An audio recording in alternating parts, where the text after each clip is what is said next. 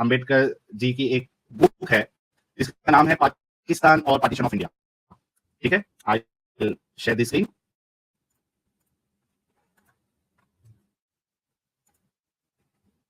Okay, so this was written by B.R. Ambedkar, लिखा हुआ है स्क्रीन पे आप लोगों को नजर आएगा, और ये है किताब का नाम, पाकिस्तान और पार्टीशन ऑफ इंडिया। इसमें उन्होंने बहुत सारी चीजों को डिस्कस किया हुआ है।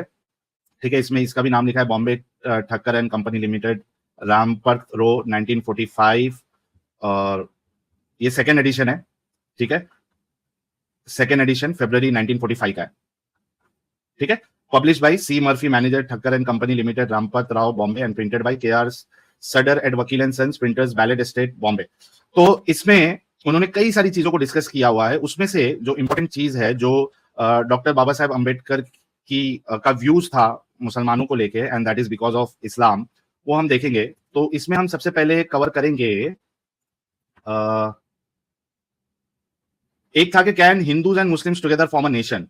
ठीक है, तो उसके लिए हम जाएंगे पेज नंबर 42 पे।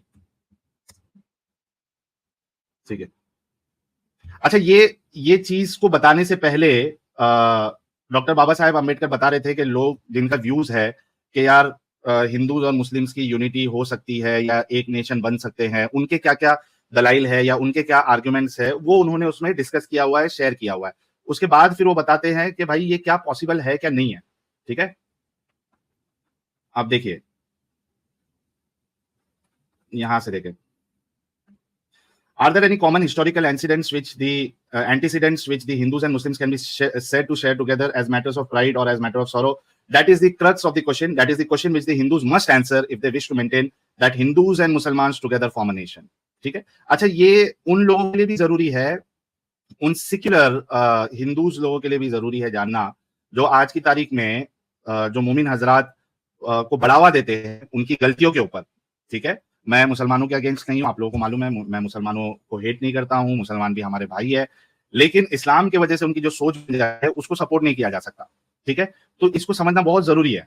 तो उन लिबरल और लेफ्टिस्ट और सिक्युलर जो हिंदूज है, जो इनको बढ़ने का बढ़ावा देते हैं, मौका देते हैं, जिससे एक अनरेस्ट पैदा हो सकता है हमारे नेशन में, तो ये उनके लिए भी बहुत महत्वपूर्ण है, बहुत जरूरी है। तो याद देखिए कि ये एक सवाल के तौर पे रखते हैं कि क्या question which the Hindus must answer if they wish to maintain that Hindus and Muslims together form a nation. So far as this aspect of the relationship is concerned, they have been just two armed battalions warring against each other. There was no common cycle of participation for a common achievement. ठीक है, तो वो कहते हैं कि भाई ये अलग अलग आर्म बटालियन है जो एक दूसरे से लड़ रही है, और कुछ इसमें कॉमन नहीं है जो इसको अचीव कर सके। Their past is a past of mutual destruction, a past of mutual animosities, both in the political as well as in the religious field. As Bhai Permanent points out in the pamphlet called the Hindu National Movement in History, the Hindus revere the memory of Prithviraj. अब देखिए, ये बहुत important point है जो इन्होंने coat किया है, ये भाई परमानंद जी का, जो उन्होंने अपने पैम्फलेट में लिखा था। क्या लिखा था? पैम्फलेट का नाम था द हिंदू नेशनल मूवमेंट। उसमें वो क्या लिखते हैं, in history the Hindus river the memory of Prithviraj. अब जो हिंदूज थे वो किसको याद करते थे अपने एज अ बड़े को लेके, एज अपने हीरो को लेके? किसको? Prithviraj, Pratap, Shivaji and Bairagi Veer who fought for the honor and freedom of this land against the Muslims. अब हिंदूज के लिए कौन थे हीरोज? इनके नाम अभी बताए गए हैं, उसमें से एक हमारे छत्रपति शिवाजी महाराज भी है। While the Mohammedans यानी Muslims look upon the invaders of India like Muhammad bin Qasim and rulers like Aurangzeb as their national heroes. कितनी बड़ी बात की, और ये बात बिल्कुल सही है क्या नहीं है? क्या हम आज भी ये देखते हैं क्या नहीं देखते हैं कि जो हमारे मोमिन हजरात है, वो जो इन्वेडर्स थे जिन्होंने लूटमार की, जो कि आगे पूरा मैं आपको पढ़ के दिखाऊंगा कि डॉक्टर बाबा साहेब अम्बेडकर ने बाकायदा उसको हिस्टोरियन का कोटेशन उसमें डाला हुआ है कि क्या क्या हुआ था इंडिया में, किस तरीके से अटैक स्टार्ट हुआ, किसने किया, वो सारी चीजें बाबा साहेब अम्बेडकर जी ने पूरा एकदम कोट किया हुआ है। I will go to that also. आप देखिए कि क्या ये बात सही नहीं है? आज 2025 में भी हम यही देख रहे हैं, और बाबा साहेब अम्बेडकर ने कभी देखा था? उनके टाइम पे भी ये चीज देखी थी उन्होंने भी ये पूरा समझ लिया था कि भाई ये सारी चीजें चल रही है। वो तभी के मुसलमान भी वैसी थे और आज के मुसलमान भी वैसे ही है। तो वो किसको हीरो बना रहे हैं या किसको हीरो समझते हैं? जो हमारे देश, हमारे भारत पे जिन्होंने हमला किया था, इन्वेड किया था, कौन कौन है? मोहम्मद बिन कासिम और rulers like Aurangzeb as a national heroes. अभी औरंगजेब के ऊपर जब छावा मूवी आई थी, तो बहुत सारे बवाल भी आप लोगों ने देखे हुए थे. Okay. In the religious field, the Hindus draw their inspiration from Ramayana, the Mahabharata, and the Gita. The Muslims, on the other hand, derive their inspiration from the Quran and the Hadith. Thus, the things that divide are far more vital than the things which unite. तो ये कह रहे हैं, क्योंकि इसके ऊपर अगर आप पढ़ोगे, जो बहुत बड़ी किताब है ये, और अगर हम पूरा पढ़ेंगे तो उसमें कई सारी स्ट्रीम्स लग जाएंगी. तो जैसे कि मैंने कहा था कि यहाँ पे आने से पहले बाबा साहेब अम्बेडकर जी ने उसके ऊपर वो भी बताया था उन लोगों के आर्ग्यूमेंट्स जो यूनाइट हो सकते हैं और उसके आर्ग्यूमेंट्स दिए थे. तो वो कहते हैं कि नहीं भाई, ये जो डिफरेंस है वो इतना ज्यादा है and it's far more vital उन चीजों से जो यूनाइट कर सकती है हिंदू और मुसलमान को. In depending upon certain common features of Hindu and Mohammedan social life, in relying upon common language, race and common country, the Hindu is mistaking what is accidental and superficial for what is essential and fundamental. ठीक है, तो वो अगर कुछ common चीजें हैं, जैसे कि आप देखते हो कि तो खास करके मैंने देखा है नॉर्थ में कुछ मुस्लिम महिला जो है वो टीका का भी लगा लेती है, बिंदी बिंदी जिसको कहते हैं, बिंदी भी लगा लेती है. कॉमन लैंग्वेज होता है, यानी अगर कोई बंगाली हिंदू है, बंगाली मुसलमान है, they share the common language. अगर कोई महाराष्ट्रियन हिंदू है, महाराष्ट्रियन मुसलमान है, they share the common language Marathi. लेकिन ये जो कॉमन लैंग्वेज है या कॉमन रेस है या कॉमन चीजें जो होती है, तो उससे यूनिटी नहीं आ सकती. क्यों नहीं आ सकती? क्योंकि डिफरेंस बहुत ज्यादा है. एक जो है कुछ अलग चीज को लेके जिंदगी गुजारने की चाह रखता है या इंप्लीमेंट करता है, और जो दूसरी पार्टी है वो किसको मानती है? वो कुरान और हदीस को. तो ये कॉमन चीजें आप अगर देखते हो, हल्दी की रस्म कर ली या बाकी चीजें कर ली, तो बोले ये कोई फर्क नहीं पड़ने वाला, इससे यूनिटी नहीं आने वाली और नेशन बिल्डिंग इससे नहीं होने वाला है. तो वो कहते हैं कि हिंदू इज मिस्टेकिंग. अच्छा, ये कोट किसको कर रहे हैं? मैंने नाम बता दिया था आपको, प्रेमानंद जो है इनको कोट कर रहे थे. ये देखे भाई, परमानंद. ठीक है. The political and religious Hindu is mistaking what is accidental and superficial for what is essential and fundamental. The political and religious antagonisms divide the Hindus and the Muslims far more deeply than the so-called common things are able to bind them together. जैसे कि मैंने अभी आप लोगों को समझाया. The prospects might perhaps be different if the past of the two communities can be forgotten by both. अभी जो पास्ट में जो चीजें चली थी, क्योंकि अगर आप आगे जाओगे तो बाबा साहेब अम्बेडकर साहब ने बाकायदा जितने राइट्स हुए थे, जितने किलिंग हुए थे, उसमें मोपला आप ले लीजिए, बाकी रिलीजन के नाम पे जितने भी किलिंग हुए थे, वो भी उन्होंने पूरा प्रॉपरली, कितने लोग मारे गए, किसके साइड से मारे गए, कितने कितने जख्मी हुए, everything Baba Saheb Ambedkar has documented in this book. तो वो कहते हैं कि पास्ट में जो चीजें हुई है उसको देख के अगर वो भूल जाए तो एक अलग बात है, जो कि होगा. Renan points out the importance of forgetfulness as a factor in building up a nation. ठीक है, अब ये किसी का कोट शो कर रहे हैं, that I will not read, otherwise it will take lot of time. Okay, फिर यहाँ पे आ जाती है राइटिंग हमारे डॉक्टर साहब की. The pity of it is that the two communities can never forget or obliterate their past. Their past is embedded in their religion, and for each to give up its past is to give up its religion. अब ये बड़ा जबरदस्त point इन्होंने कहा है कि जो past में जो चीजें हुई है उसको छोड़ देना मतलब अपने रिलीजन को ही छोड़ देना. क्योंकि एक मुसलमान जो है उसने कुरान और हदीस के बेसिस पे जो कत्ले आम किया इंडिया में आके, उसको वो छोड़ दे मतलब उसने इस्लाम को छोड़ दिया. तो that is not possible. To hope for this is to hope in vain. तो उन्होंने एक इधर अपना डिसीजन भी दे दिया कि इस तरीके के होप रखना, it's a hope in vain, कोई मतलब का नहीं है. In the absence of common historical antecedent, the Hindu view that Hindus and Musalmans form one nation falls to the ground. ठीक है, तो अगर कोई इस तरीके से समझता है कि हिंदू और मुसलमान एक नेशन बनाएंगे तो वो तो जमीन पे गिर जाएगा. To maintain it is to keep up a hallucination. मतलब आप देखिए कि वर्ड्स किस तरीके के इस्तेमाल कर रहे हैं बाबा साहब. वो कहते हैं कि एक हेलुसिनेशन जैसा अगर आप इस तरीके के थॉट्स अगर रखते हो तो, या चाहत रखते हो या एक्सपेक्टेशन रखते हो, there is no such longing between the Hindus and the Muslims to belong together as there is among the Muslims of the India. It is no use saying that this claim of the Muslims being a nation is an afterthought of their leaders. As an accusation, it is true. The Muslims were hitherto quite content to call themselves a community. It is only recently that they have begun to style themselves a nation. मतलब अभी वो recently जो आपको थोड़ा बहुत changes लग रहा है वो recently आया हुआ है, ऐसा है नहीं. But an accusation attacking the motives of a person does not amount to a refutation of his thesis. तो उसका जो thesis जो actually बता रहा है तो वो उससे आप हट नहीं सकते हो. To say that because the Muslims once called themselves a community, they are therefore now debarred from calling themselves a nation is to misunderstand the mysterious working of the psychology of national feeling.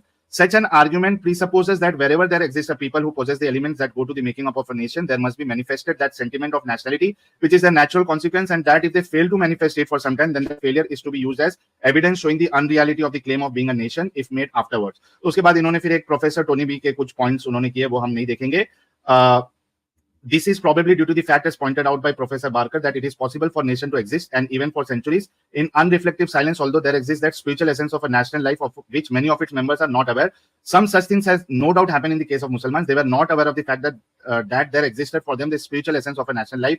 This explains why their claim to separate nationality was made by them solely. तो ये जो to nation theory जो चल रही थी, mostly जो discussion है उसका ही चल रहा है पूरी किताब में। अच्छा, अब यहाँ पे हम लोग देखते हैं कि बाबा साहेब अम्बेडकर ने भारत में किस तरीके से अटैक स्टार्ट हुआ, क्या पहले अटैक था और पूरे भारत में क्या क्या आता था, वो सारी चीजें उन्होंने बताई हुई है एक हिस्टोरियन को कोट करते हुए। तो हम सीधा वहां पे जाते हैं, ठीक है।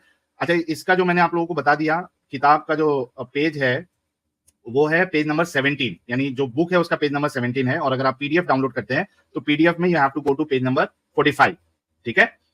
अच्छा, now let's move to page number, give me 1 minute, page number 55 of PDF, ठीक है। और and it will be page number 30 of the book, ठीक है। हम यहां पे देखें, इसको हम यहां से पढ़ेंगे।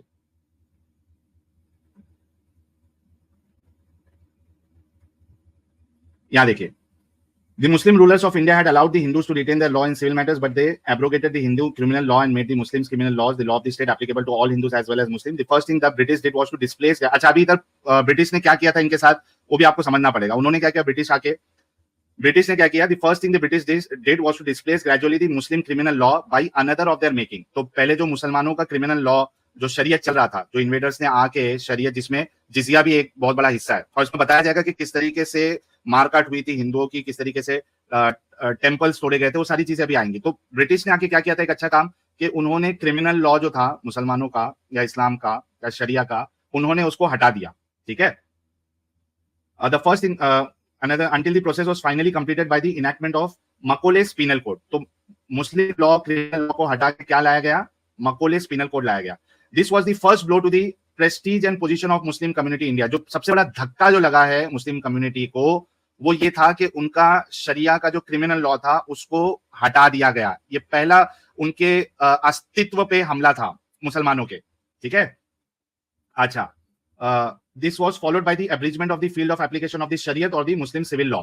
Its application was restricted to matters concerning personal relations such as marriage and inheritance, then only to the extent permitted by the British. तो इन्होंने क्या किया, क्रिमिनल लॉ हटा दिया और सिर्फ जो सिविल लॉ थे या पर्सनल चीजें थी, मैटर्स थे, उसमें उन्होंने कहा कि ठीक है, यहाँ पे तुमको अगर मानना है अपना इस्लाम या शरीयत मानना है तो मान लो।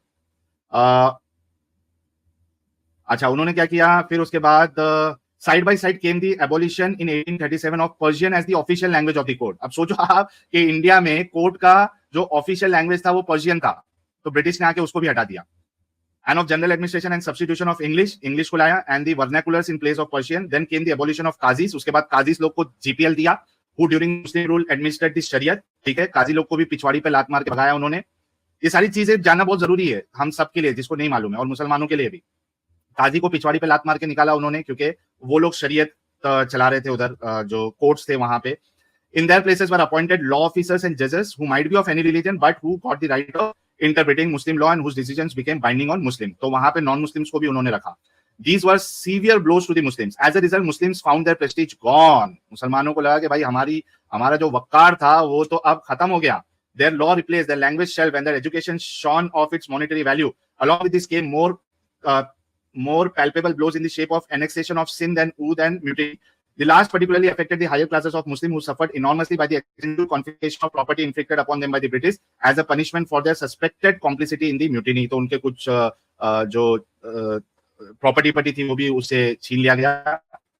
By the end of the mutiny, the Muslims, high and low, were brought down by the series of events to the lowest depths of broken pride, black despair, and general penury. Without prestige, without education, and without resources, the Muslims were left to face the Hindus. The British, pledged to neutrality, were indifferent to the result of struggle between the two communities. क्योंकि वो British देख रहे थे कि भाई यहाँ मुसलमान तो बहुत ज्यादा ही ऊपर है और हिंदू जो है वो दबे हुए हैं, तो वो लोग न्यूट्रलिटी लाने की कोशिश कर रहे थे और ये जो डिफरेंस है वो खत्म करने की कोशिश कर रहे थे ब्रिटिश हजरात। The result was that the Muslims were completely worsened in the struggle. The British conquest of India brought about a complete political revolution in the relative position of the two communities. For 600 years, the Muslims had been the masters of the Hindus. देखिए क्या कहते हैं ये, कि 600 साल तक जो मुसलमान थे वो हिंदुओं के मास्टर बन के बैठे थे, क्योंकि हमले हुए थे, कब्जा कर लिया था, हुकूमत अपनी रख ली थी, तो हिंदुओं को एज अ स्लेव वो रख रहे थे और खुद मास्टर बने हुए थे। कौन बोल रहा है भाई ये, कौन बोल रहा है? साहिल नहीं बोल रहा है, कौन बोल रहा है? अरे लिखो जरा, कमेंट्स में लिखो ताकि आप लोग के साथ भी एंगेजमेंट बना रहे। ये कौन साहिल बोल रहा है इधर, ये कौन बोल रहा है? एक भी कमेंट नहीं आया, सब हाँ, अम्बेडकर साहब बोल रहे हैं, अम्बेडकर साहब, ठीक है। तो वो कह रही है चीजें। ओके, अब आगे देखिए, from masters to fellow subjects was degradation enough, but a change from the status of fellow subjects to that of subjects of the Hindus is really humiliation. अब क्या हो रहा था कि पहले तो अपर हैंड थे, हिंदुओं को स्लेव्स की तरह वो, क्योंकि ये मास्टर बने हुए थे। तो ये कहते हैं कि ये जो चेंजेस आया, ये एक्चुअली मोमिन हजरात के लिए एक जिल्लत की बात थी, उनके लिए ये जिल्लत थी। It is unnatural, it is unnatural as the Muslim if they seek an escape from so intolerable a position by the creation of separate national states in which Muslims can find a peaceful home and in which the conflicts between a ruling race and a subject race can find no place to plague their life. तो ये जो to nation वाली बात थी वो इस वजह से भी आ रही थी क्योंकि भाई यहाँ पे क्या था, क्योंकि वो अब हिंदू के अंडर में नहीं आना चाहते थे, उनके लिए एक बेइज्जती वाला हिसाब था। okay. अब जाते हैं हम पेज नंबर 48 पे, नहीं 60, ठीक है, इसी का 60 है जो कि चैप्टर नंबर 4 है। अब यहाँ पे देखिए कि क्या क्या इंडिया का पार्ट था, वो डॉक्टर बाबा साहेब अम्बेडकर बता रहे। किसी को अगर नहीं मालूम है तो यहाँ से भी आपको समझ में आएगा। Before the Hindus complain of the destruction of unity of India, let them make ascertain that the unity they are harping upon does exist. What unity is there between Pakistan and Hindu? Those Hindus who maintain the affirmative rely chiefly upon the fact that the areas which the Muslim want to be separated from India have always been a part of India. Pakistan को अलग करना है, लेकिन पाकिस्तान तो India का part ही था। बल्कि historically, this is no doubt true. This area was part of India when Chandragupta was the ruler. It continued to be part of India when Huen Thasang, the Chinese pilgrim, visited India in the 7th century AD. In his diary, Huen Thasang has recorded that India was divided into 5 divisions. India के कितने हिस्से थे? 5, मतलब उसको divide कर सकते हो आप, डिवीजन उसका कर सकते हो 5। कौन से थे? Northern India, western India, central India, eastern India and southern India, and that these 5 divisions contain 80 kingdoms. According to Huen Thasang, northern India comprised the Punjab proper, including Kashmir, and the adjoining hill states with the whole of eastern Afghanistan beyond the Indus. हमारा जो भारत है, अखंड भारत, वो कहां तक था भाई? Eastern Afghanistan तक था, इंडस के पास तक। And the present cis-stateless state to the west of Saraswati River. Thus, in northern India, there were included the districts of Kabul, Jalalabad, Peshawar, Ghazni, and Bannu. सब इंडिया का हिस्सा था, which were all subject to the ruler of Kapisa, who was a Hindu Kshatriya and whose capital was most probably at Charikar, 27 miles from Kabul. तो ये पूरा जो है, ये हिंदू किंग जो थे उनके अंडर पे था, कपीसा करके जो रूलर थे। In the Punjab proper, the hilly districts of Taxila, Singapura, Urasa Panch, and Rajouri were subject to the Raja of Kashmir, while the whole of plains, including Multan and Shorkat, were dependent on the ruler of Taki or Sangala near Lahore. Such was the extent of northern boundary of India at the time when Huen Thasang came on his pilgrimage. तो ये किसको coat कर रहे हैं? ये Chinese pilgrimage जो था, Hiuen Tsang जो 7th सेंचुरी एडी में आया था, उसको कोट कर रहे हैं। वो बता रहे हैं कि भाई इंडिया में क्या क्या चीजें थी, ठीक है। अच्छा, अब इसके बाद हम देखते हैं कि यहां से देखिएगा, the most important thing that has happened in the invasion of India by the Muslim hordes from the north west. The first Muslim invasion of India was by the Arabs who were led by Mohammed bin Qasim. अब सबसे बड़ा जो कुत्ता आया था हमला करने के लिए हमारे देश पे, वो कौन था भाइयों? जरा कमेंट में बताइएगा। सबसे बड़ा जो कुत्ता आया था हमारे देश पे हमला करने के लिए, वो अरब से आया था, जिसका नाम था कौन? मोहम्मद बिन कासिम, ठीक है। इसने सबसे पहले हमला किया था इधर। It took place in 711 AD and resulted in the conquest of Sindh. The first Muslim invasion did not result in a permanent occupation of the country because the Caliphate of Baghdad, by whose order and command the invasion had taken place, was obliged by the middle of 9th century AD to withdraw its direct control from this distant province of Sindh. तो ये ज्यादा नहीं चला क्योंकि वहां से उनको Baghdad जो खलीफा इनका बैठा हुआ था, उसने वहां से उसको डायरेक्ट कंट्रोल उसका हटा दिया, लेकिन उससे वो मामला खत्म नहीं हुआ। Soon after this withdrawal, there began a series of terrible invasions by Muhammad of Ghazni. उसके बाद जो दूसरा कुत्ता आया था वो कौन था? गजनी का जो मोहम्मद है वो आया था, उसने हमला किया, ठीक है। तभी 1001 AD में Mohammed died in 1030 AD, but within the short span of 30 years he invaded India 17 times. 17 बार उसने इन्वेड किया इंडिया को। He was followed by Mohammad Ghori. ये तीसरा कुत्ता कौन था? तीसरा कुत्ता कौन था भाई लोग? मोहम्मद गोरी, ठीक है। पहले तो कौन था वो, जिसका पहले नाम बताया मैंने, मोहम्मद बिन कासिम। उसके बाद कौन था? गजनी। और उसके बाद कौन आया? गोरी आया। Who began his career as an invader in 1173. He was killed in 1206 में मारा गया कुत्ता है। For 30 years had Muhammad of Ghazni ravaged India, and for 30 years Muhammad Gori harried the same country in the same way. उसके बाद मोहम्मद गोरी जो है वो इसी तरीके से करते गया जैसे कि गजनी कर रहा था। Then followed the incursion of the Mughal orders of Genghis Khan फिर मुगल आए। They first came in 1221 1221 में आए। They then only wintered on the border of India but did not enter it. 20 years after they marched on Lahore and sacked it. मार्च इस पे लाहौर में उन्होंने हमला किया 20 साल के बाद, क्योंकि पहले वो कभी आए थे 1221 में आए थे। 20 साल के बाद उन्होंने लाहौर में उन्होंने हमला किया। और most terrible was under Timur in 1398। फिर इस तरीके से तैमूर आया। comes on the scene a new invader in person of Babur who invaded India in 1526. Babar का नंबर आया। The invasions of India did not stop with that of Babur. There occurred two more invasions. फिर बाबर पे भी खत्म नहीं हुआ मामला। In 78, Nadir Shah's invading host swept over the Punjab like a flooded river, furious as the ocean. He was followed by Ahmad Shah Abdali who invaded India in 1761. मतलब ये continuously चालू है। भारत पे हमला जो है वो continuously चालू है। Smashed the forces of Marathas at Panipat and crushed forever the attempt of the Hindus to gain the ground which they had lost to their Muslim invaders. These Muslim invasions were not undertaken merely out of lust for loot or conquest. There was another object behind them. ठीक है, सिर्फ यहाँ लूट मार करने के लिए नहीं आए थे या वो लैंड को लेने के लिए नहीं आए थे, उसके पीछे एक दूसरा भी उनका मोटिव था। The expedition against Sindh by Muhammad bin Qasim was of punitive character and was undertaken to punish Raja Dahir of Sindh who had refused to make restitution for the seizure of an Arab ship at Debul, one of the seaport towns of Sindh. अच्छा, वो जो मोहम्मद बिन कासिम ने जो उसको मौका मिला था वो इस वजह से मिला था क्योंकि वो राजा दाहिर को वो सजा देना चाहता था क्योंकि उनका शिप उन्होंने इधर पकड़ लिया था। बट लेकिन बाबा साहेब अम्बेडकर क्या कहते हैं? But there is no doubt that striking a blow at the idolatry and polytheism of Hindus and establishing Islam in India was also one of the aims of his expedition. तो वही है ना कि बहाना तो एक बहाना था वो हमला करने का। उनका एक मेन एम क्या था कि भारत में जो आइडल वर्शिप चालू है, मल्टीपल खुदाओं को जो पूजा जा रहा है, पॉलिथिज्म है, मूर्ति पूजा की जा रही है, उसको खत्म करना और इस्लाम का झंडा गाड़ना, ये उनका एम था।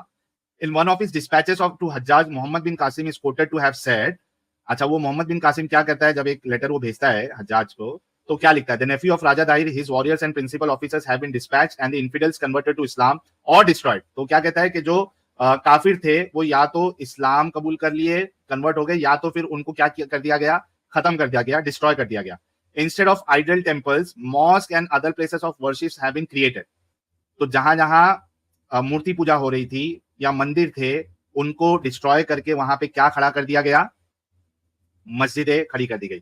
अभी आज की तारीख में हमारे मोमिन हजरात, चूंकि अभी बहुत सारी जगह पे क्या होता है कि वहां पे क्लेम कर दिया जाता है कि भाई यहाँ पे तो हमारी मंदिर थी, इसको बनाया गया है, तो मोमिन हजरात चिड़चिड़े हो जाते हैं कि यार ये क्या है, तुम लोग हर हमारी मस्जिद पे जो है ना वो क्लेम ठोक देते हो। अरे भाई क्यों नहीं ठोकेंगे क्लेम?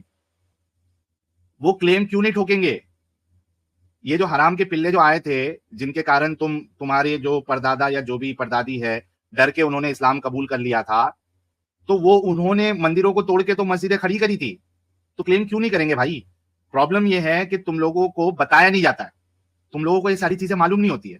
लेकिन अगर हम बता रहे हैं तो कम से कम मानो तो सही, शर्मिंदा तो हो कम से कम, और बोलो सामने से कि यार नहीं, सारी हमारी मस्जिदों को है ना तोड़ना नहीं, उसमें चेक करो कि कहीं ये मंदिर तो नहीं थी। बोलो सामने से यार, बी ट्रूथफुल।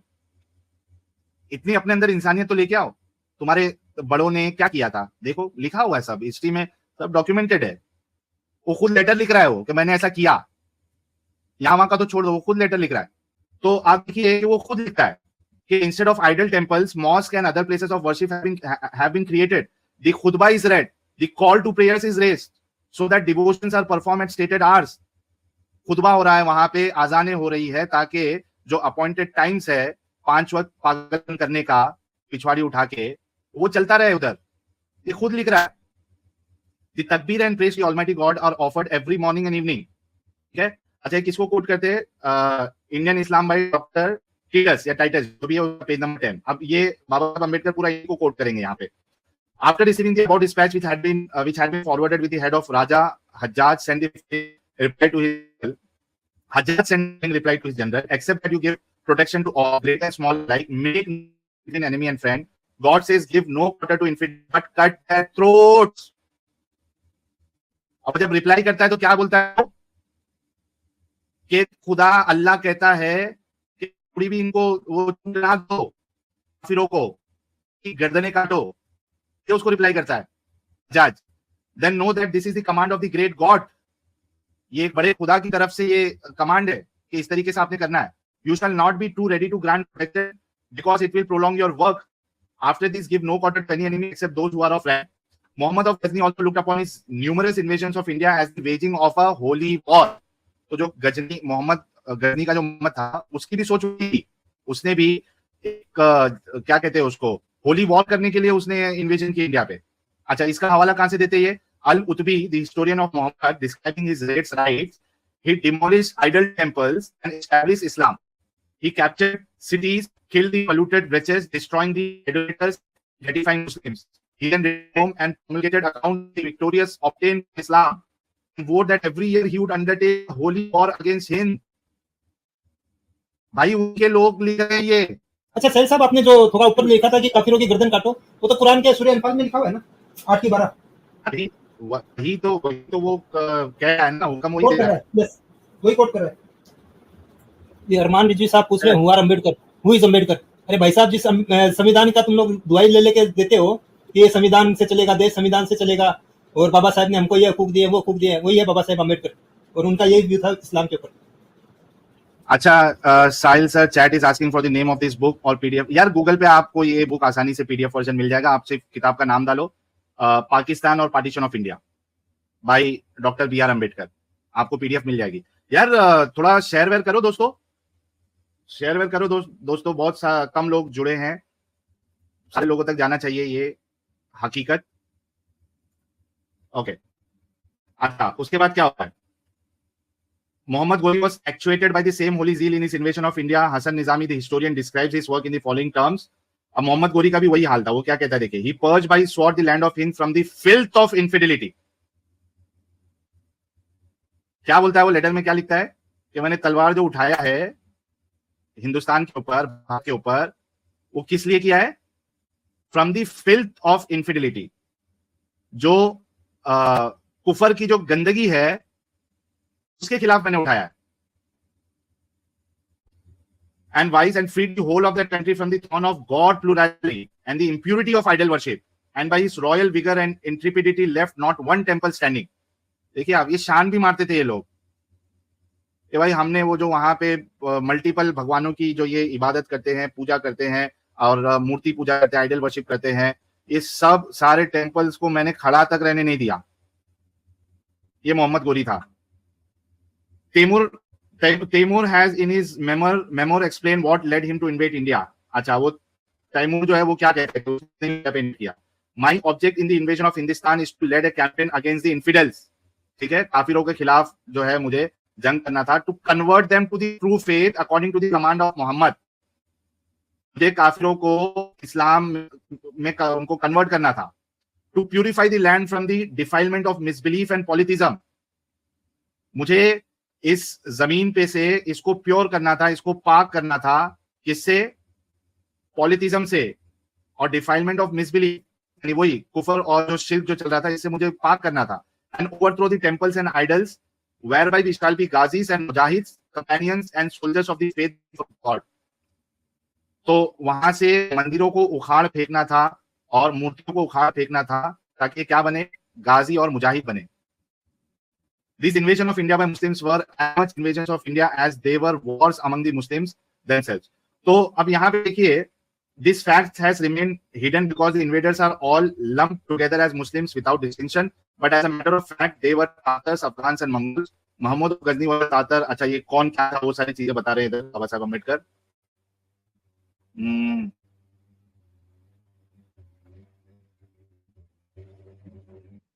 अच्छा, यहाँ पे देखिए, Mohammed bin Qasim's first act of religious zeal was forcibly to circumcise the Brahmins of the captured city of Debul. तो उसका क्या था एक कि भाई वो जो ब्राह्मण वहां पे थे, जो चोटी पीछे रखते थे, उनका खतना करवाना है। But on discovering that they objected to this conversion, he proceeded to put all above the age of 17 to death and to order all others with women and children to be led into slavery. वो मोमिन हजरात बोलते हैं ना कि हमारे रसूलुल्लाह ने स्लेवरी को खत्म कर दिया था, रास्ते जिससे स्लेवरी खत्म हो जाए। अबे बहन के बुढ़ो, देखो जरा, तुम्हारा मोहम्मद बिन कासिम जो खतना करने के लिए रेडी नहीं था, जो इस्लाम कबूल करने के लिए रेडी नहीं था, और जो 17 साल के ऊपर था, उनको कत्ल कर दे रहा था वो। और औरतों और बच्चों को क्या बना रहा था, लॉन्डी बना रहा था। खैर चलिए, लेट्स मूव अहेड। तो यहाँ पे देखिए कि मोहम्मद बिन कासिम जो है वो कहता है कि उसने ब्राह्मण जो थे जिसको उन्होंने कैप्चर किया था देबुल से, उनको वो सर्कमसाइज करना चाहता था, उनकी खतना करना चाहता था, लेकिन उसने देखा कि बहुत सारे जो ब्राह्मण है वो नहीं कन्वर्ट होना चाहते थे, वो खतना नहीं कराना चाहते थे। तो उसने क्या किया, उसने 17 साल के ऊपर जितने भी बच्चे थे उनका कत्ल किया और औरतों और बच्चों को उसने क्या किया, स्लेव्स बनाया। The temple of the Hindus was looted and the rich booty was divided equally among the soldiers after 1/5 of the legal portion for the government had been set aside। तो वो 1/5 जो है माली गनीमत में से वो गवर्नमेंट का निकाल के उन्होंने जितने सोल्जर्स थे ये लूटमार वाले वो आपस में बांट लेते थे। टेम्पल्स को उन्होंने लूटा और बड़ा माल इन्होंने लूटमार का इकट्ठा किया। ये कौन था, Mohammed bin Qasim. Mohammed of Ghazni from the first adopted those plans that would strike terror into the hearts of Hindus। जैसे अल्लाह टेरर डालता है ना काफिरों के अंदर, उसी तरीके से मोहम्मद गजनी भी डाल रहा था। After the defeat of Raja Jaipal in AD 1001, Muhammad ordered that Jaipal be paraded about in the streets so that his sons and chieftains might see him in that condition of shame, bonds and disgrace, and that the fear of Islam might fly abroad through the country of the infidels। आप देखिए कि वहां पे जो राजा जयपाल थे उनको हराने के बाद उसने उनको सड़कों पे से गुजारा ताकि वो जिल्लत जो है वो दूसरे लोग भी, उनके बच्चे और उनके जो दूसरे साथी थे वो देखे और इस्लाम का एक डर उनके दिल में बसा रहे, बल्कि पूरे देश में, काफिरों के देश में पूरा ये इस्लाम का और मुसलमानों का डर बसा रहे। अच्छा, यहां पे देखिए ये क्या लिखते हैं, अभी किसी को कोट कर रहे हैं। This slaughtering of infidel seem to be one thing that gave Mohammed particular pleasure. जब वो काफिरों को जब वो उनकी गर्दनें उड़ाता था उसको एक अलग ही मजा आता था। In one attack on Chandrai in AD 1019, many infidels were slain or taken prisoners, and the Muslims paid no regard to booty until they had satiated themselves with the slaughter of the infidels and worshippers of the sun and fire। The historian naively adds that the elephants of the Hindu armies came to Mahmud of their own accord, leaving idols, preferring the service of religion of Islam। ये कौन historian चूतिया था क्या मालूम। वो कहता है कि जब उनकी जो हाथियां थी हिंदू राजाओं की, जब वो देखे कि ये सब मर रहे हैं, मार रहे हैं, तो वो खुद से इस्लाम की रिलीजन को सर्विस देने के लिए वो खुद से महमूद के पास चले गए। Bullshit. Not infrequently, the slaughter of Hindus gave a great setback to the indigenous culture of the Hindus, as in the conquest of Bihar by Muhammad Bakhtiyar Khilji when he took Nudia, Bihar. The Tabaqat-e Nasiri inform us that Tabaqat-e Nasiri, क्या कहते हैं, great plunder fell into the hands of victors. Most of the inhabitants were Brahmins with shaven heads. They were put to death. Large numbers of books were found, but no one could explain their contents as all the men had been killed. The whole fort and city being a place of study। देखिए आप, ये यानी आप सोचो कि किस तरीके से इन्होंने इस तरीके का जुल्म, कत्ल और लूटमार पूरे भारत में मचाया हुआ था। और फिर मुसलमान चाहते हैं कि हम इनकी इज्जत करें, हम इनकी रिस्पेक्ट करें, और ये बेगैरत इनको जो है वो अपना हीरो मानते हैं। क्यों नहीं मानेंगे? क्योंकि उनके जो असल जो उनका खुदा है और जो बेस्ट रोल मॉडल है उनसे भी हमको इसी तरीके की चीजें मिलती है, तो उनको अगर मान सकते हैं, इनको मानने में क्या दिक्कत है। उसी सेम सुन्नत को तो ये आगे बढ़ा रहे थे। Summing up the evidence on the point, Dr. Titus concludes, of the destruction of temples and the discretion of idols, we have an abundance of evidence. Muhammad bin Qasim carried out his plan of destruction systematically in Sindh, we have seen, but he made an exception of the famous temple at Multan for purposes of revenue, as this temple was a place of resort for pilgrims who made large gifts to the idol. Nevertheless, while he thus satisfied his avarice by letting the temple stand, he gave vent to his malignity by having a piece of cow's flesh tied around the neck of the idol। देखिए कितना इसके अंदर हरामीपन था कि इसने एक तो सारी लूटमार की, काटछाट की, इसने एक जो फेमस टेंपल था मुल्तान को उसको खड़ा रहने दिया, क्योंकि वहां से उसको रेवेन्यू जनरेट हो रहा था। काफी सारे जो पिलग्रिम से वहां पे आते थे, गिफ्ट स्विफ्ट देते थे, लेकिन उसके वो जो देख नहीं पा रहा था ना कि भाई यहाँ पे आइडल वर्शिप हो रही है, तो उसने क्या किया, गाय का जो मांस है उसने क्या किया, जो मूर्ति थी उसके गले में उसने बांध के रखा। I mean see what kind of mentality these guys were having. इतने गए गुजरे लोग थे वो। Minhaj as-Siraj further tells how Mahmud became widely known for having destroyed as many as 1,000 temples, and of his great feat in destroying the temple of Somnath and carrying off its idol, which he asserts was broken into 4 parts. One part he deposited in the Jami Masjid of Ghazni, one he placed at the entrance of Royal Palace, the third he sent to Mecca, and the fourth to Medina। हजारों मंदिरों को उसने destroy किया और उसके बाद उसने फिर सोमनाथ का मंदिर भी तोड़ा, 4 हिस्सों में तोड़ा उसको, और उसके बाद एक जामा मस्जिद गजनी के वहां लेके भेजा उसने, एक उसके रॉयल पैलेस के एंट्रेंस पे रखा, फिर एक मक्का भेजा, एक मदीना भेजा। It is said by Lane Poole that Mahmud of Ghaznavi, who had vowed that every year should see him wage a holy war against the infidels of Hindustan, could not rest from his idol-breaking campaign so long as the temple of Somnath remained inviolate. It was for this specific purpose that he, at the very close of his career, undertook his arduous march across the desert from Multan to Anhalwara on the coast, fighting as he went until he saw at last the famous temple। तो ये इसका जो वो एक चाहत थी ना मूर्तियों को और मंदिरों को तोड़ने की, वो खत्म ही नहीं हो रही थी जब तक कि उसने सोमनाथ के मंदिर को उसने पा नहीं लिया और उसको तोड़ा नहीं। ओके,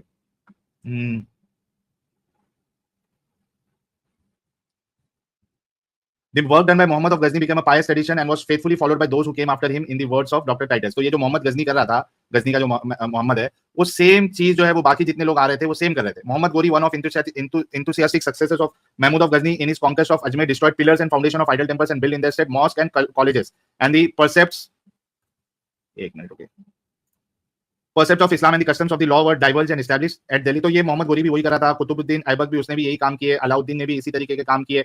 यानी बाबा साहेब अम्बेडकर ने ये डॉक्टर टाइटस को कोट करके इन्होंने ये जितने आए थे सबका बता दिया कि इन्होंने कौन से पीरियड में क्या क्या हंगामे किए हैं और कत्लो आम किए हुए. तो पूरी चीजें जो है वो इन्होंने यहाँ पे अपनी किताब में लिखी हुई है.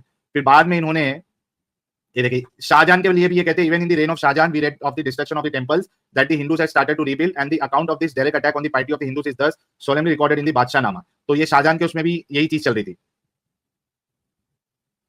अच्छा, it was left to Aurangzeb to make a final attempt to overthrow idolatry. The author of Masir Alamgiri dilates upon his efforts to put down Hindu teachings and his destruction of temple in the following terms. In April AD 1669, Aurangzeb learned that in the provinces of Thatta, Multan and Banaras, but especially in the later, foolish Brahmins were in the habit of expounding frivolous books in their schools and that learners, Muslim as well as Hindus, went there from long distance. The director of the faith consequently issued orders to all the governors of provinces to destroy with a willing hand the schools and temples of the infidels.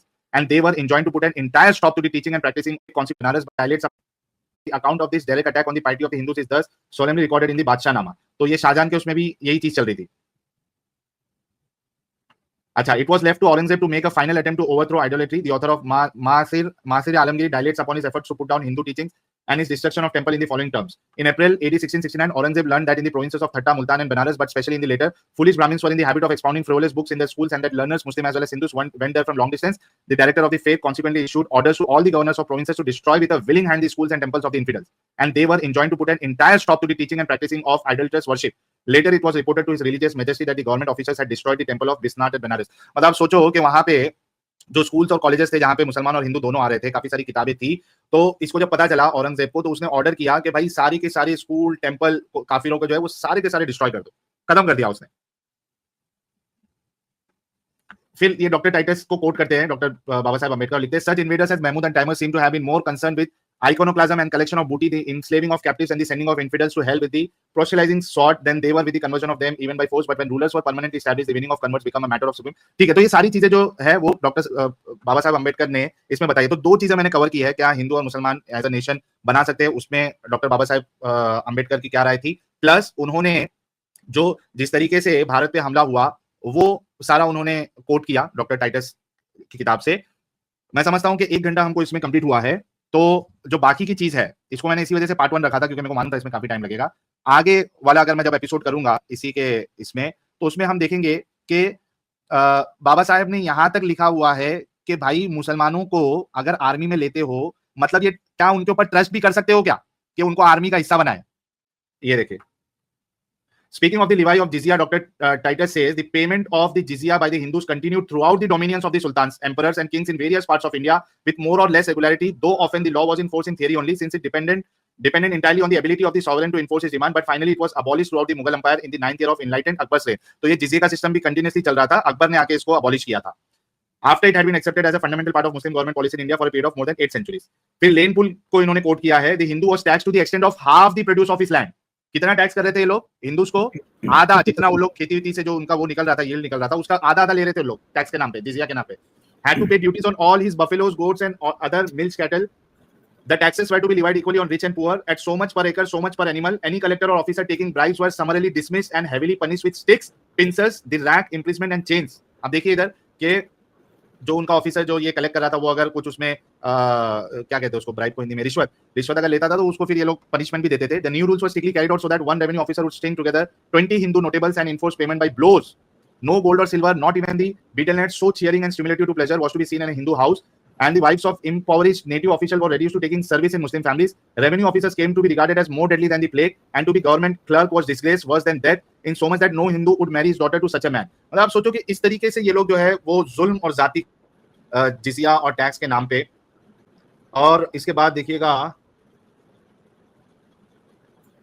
हाँ ये वाला important point, ये देखिए, all this was not the result of mere caprice or moral perversion. On the other hand, what was done was in accordance with the ruling ideas of leaders of Islam in their broadest aspect. These ideas were well expressed by the Qazi in reply to a question put by Sultan Alauddin wanting to know the legal position of the Hindus under Muslim law. अच्छा, इसने जो अलाउद्दीन है, इसने काजी से पूछा कि भाई हिंदुओं का मुस्लिम लॉ में या शरीयत में क्या बनता है, क्या लीगल पोजीशन बनती है? तो काजी कहता है they are called payers of tribute and when the revenue officer demand silver from them they should without question and with all humility and respect tender gold.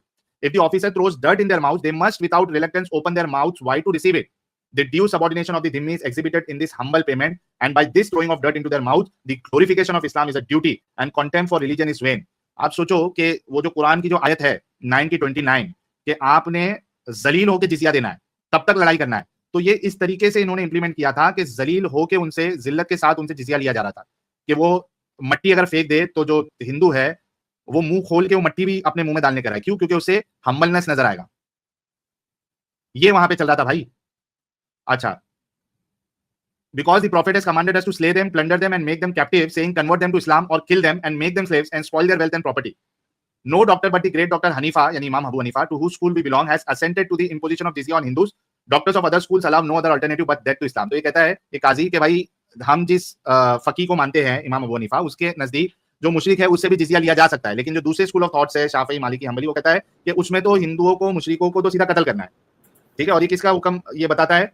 ये इनके प्रॉफिट ने बताया. Prophet has commanded us to slay, काटो और kill, convert them to Islam. इस्लाम में convert कराओ या मारो या फिर उनको स्लेव बनाओ, उनके माल को लूटो. तो this was the teaching of prophet that they were practicing. तो ये चीज मैंने सर यहाँ हिंदुस्तान में इनको प्रॉब्लम ये हो गई थी कि सारे के सारे इनफिडल है ना, कोई अहले किताब है, तो इतनों को मार कैसे सकते हैं और इनसे काम भी नहीं से करवाना है. तो इन्होंने वो जो 9 की 5 है उसको 9 की 29 के ऊपर में लाके यहाँ पे मुशरिकों से जिजिया लेना शुरू किया. अदरवाइज तो मुशरिकों का सीधा सीधा कत्ल है इस्लाम में. नहीं, वो तो पहले से जो ये है हनफी फिक है उसमें वैसे भी मुशरिकों से भी लिया जा सकता है. ठीक है, और इसने कोर्ट हनफी फिक मुशरिकों से लिया जा सकता है जिजिया.